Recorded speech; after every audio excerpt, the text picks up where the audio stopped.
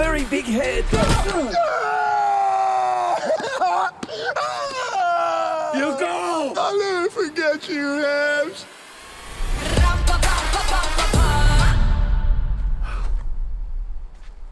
Mr. Cage, it turns out we could have just walked around. Wow, you're so.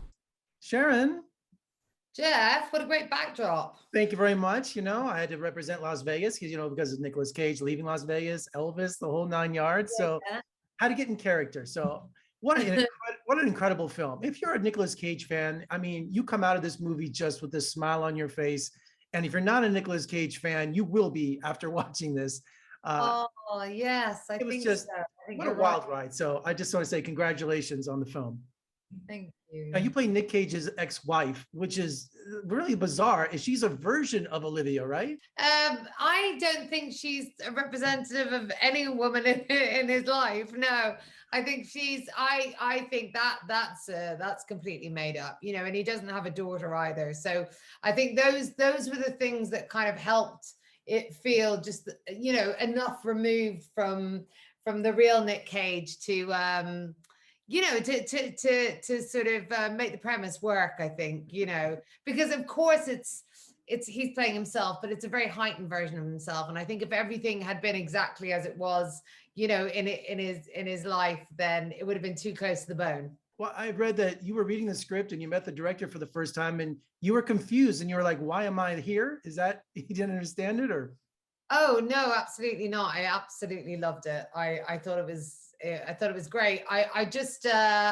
I think with any script that you're given, you kind of want to find out more, and you kind of I guess you want to find out why they want you to do it. I think that's the thing, what they're sort of expecting from you. But no, I mean, mainly it was just, I read the script and I loved it. And I just needed to know if they were really going to do it, if they were going to be able to pull it off.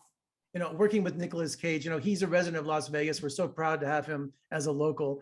And, but just watching this, I just love his sense of humor. He doesn't take himself seriously. And I felt like he did this just for the fans. You know what I mean?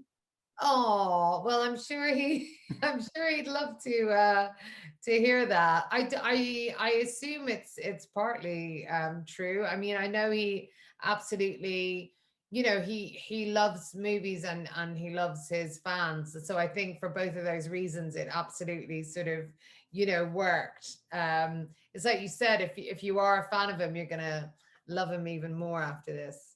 Well, I couldn't believe where this movie would go. It could be a romance, it could be a comedy, an action adventure. It's like, not only is it every character that Nicolas played in the past, but it's also every genre that he's played too, which I thought was really funny.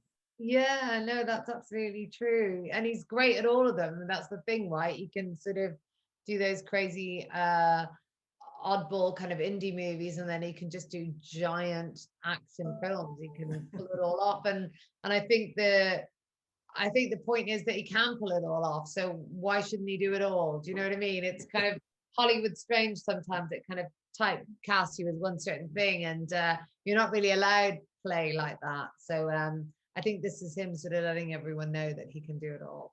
Well, now that the movie's in release and is coming out this week, have you seen The Cabinet of Dr. Calgary yet? No, I haven't. I'm gonna do it. It's German expressionism, silent. It's a classic. You got it. I saw it in film school. I've never forgot it. Why have I not done that? And thank you for reminding me to go and do that.